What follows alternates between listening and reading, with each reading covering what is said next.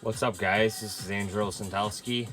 I'm doing UFC on ESPN Plus 41, Makhachev versus Dos Anjos. Predictions and bets. First fight of the card, we have a fight that I'm really intrigued by. Tony Gravely against Geraldo de Freitas. Tony Gravely, man, I thought he looked great in his octagon debut. In January against Brett Johns, he ends up losing by third round rear naked choke. It was 1-1 going into the third. Man, this guy's got some great wrestling and some good submission attempts, man. Brett Johns just outclassed him a little bit, man, and survived. Brett Johns is an A1 grappler. So I'm really high on Tony Gravely, man. Geraldo de Freitas, he hasn't fought since August of 2019, which seems so long ago, man. He's 29. He's coming off a split decision loss to Chris Gutierrez. I didn't think Gutierrez looked extremely good that fight. But I just think Gravely's going to take this guy down and control him, man. So my pick is Tony Gravely by decision.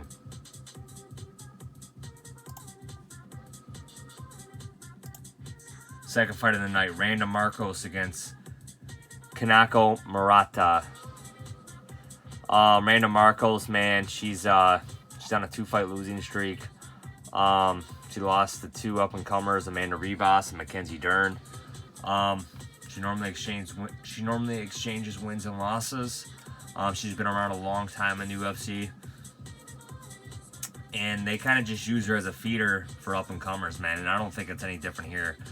Randa Markos has notoriously weak submission defense.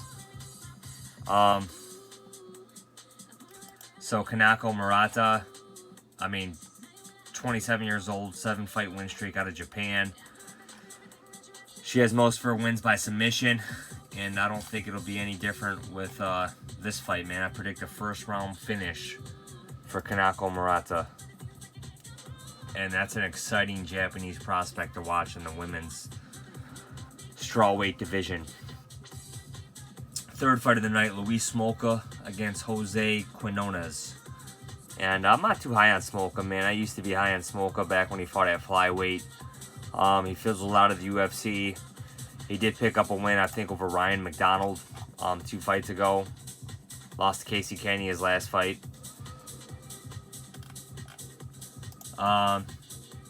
Quinonez, yeah, he got knocked out by Sean O'Malley his last fight. But, who doesn't, But I think Quinonez is just a little bit better than Smolka, and I'm predicting Quinonez to edge out a decisional here over Smolka. I'm just not sold on Smolka, especially Smolka at bantamweight, even though Smolka just kind of outgrew his flyweight frame. Alex Morono against Rhys McKee. Alex Morono, what can you say, man? The guy is just up and down, man. The minute you think the guy's progressing, he gets knocked out by Chaos Williams. Back in February. He was on a 3-fight winning streak before then. Rhys McKee, they threw him to the wolves in his first fight. Lost to Kazmat Chimaev. But he survived longer than Gerald Mearshart did. But I'm going to go with Rhys McKee in this fight, man. I'm just not sold on Morono. I think McKee probably does have some potential, and I just see McKee being good enough to get a decision, man. Next fight up, we have strawweight fighters Ashley Yoder against Miranda Granger. Ashley Yoder, man, she lost to Lavinia Souza back on UFC 252 in August. Lost to Markos before then. Just not too high on her, man. Miranda Granger, I think she's got a little more potential. Yeah, she did get subbed by Amanda Lemos back last December, but she's a young fighter, man. She's also a good fighter. So I'm going to go with Granger here, man. I think Granger is just good enough to pick up a decision win. Not a lot of confidence, but I'm going to go with Granger by decision. Next up, we got Hansen against Cory McKenna. 2 newly signed women's strawweights. Hansen, she already has a win in the UFC. She beat Jin Frey by triangle armbar back in June. I'm a little more excited for her opponent, Cory McKenna. She's coming off a nice win on the Dana White Contender Series. She looked dominant against Vanessa Demopoulos. And I'm high on her here, man. I'm picking McKenna to get the decision win here. On to the main card. We got Antonio Arroyo against Eryk Anders. Arroyo has done nothing impressive in the UFC, in my opinion. Coming off a decision loss to Andre Muniz, who's a big middleweight. Arroyo is also a big middleweight at 6'3". Primarily a jiu-jitsu fighter. Eryk Anders hasn't looked good as of late, coming off a loss to Jocko.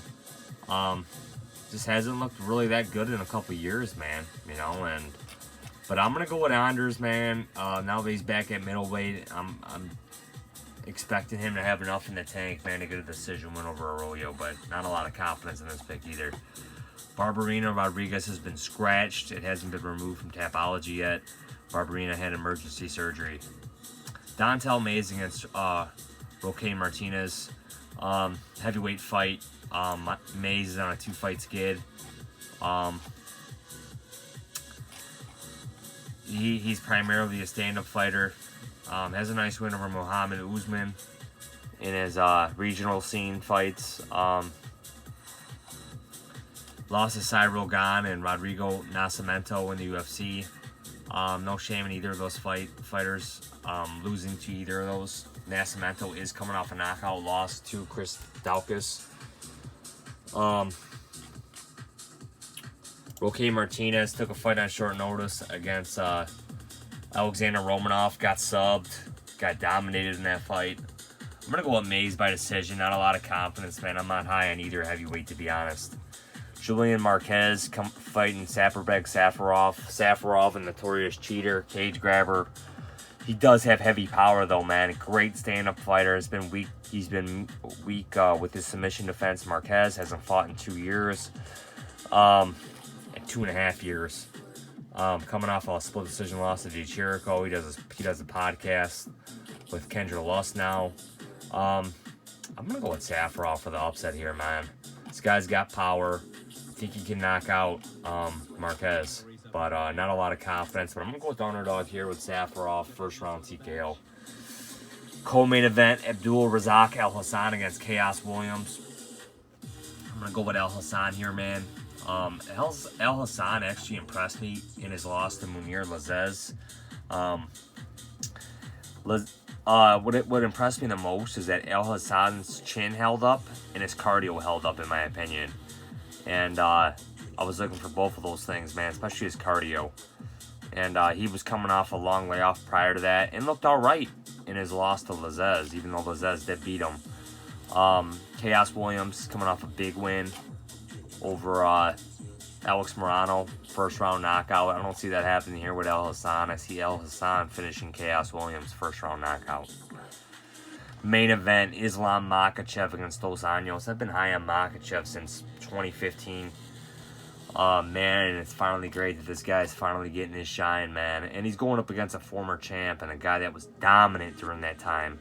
Rafael Dos Anjos, man. This guy used to be the thing at lightweight, man. Didn't really like his welterweight run, even though he did have some success there. Until he ran into, Leon Edwards in July of 2019, man. He did have some success there. And, if he beat Leon Edwards in that fight, he could have been on his way to a title shot. But, I mean, he's fought a who's who at lightweight and welterweight. Got nothing but high things to say about Dos Anjos, man. Guy's a legend of the sport, in my opinion.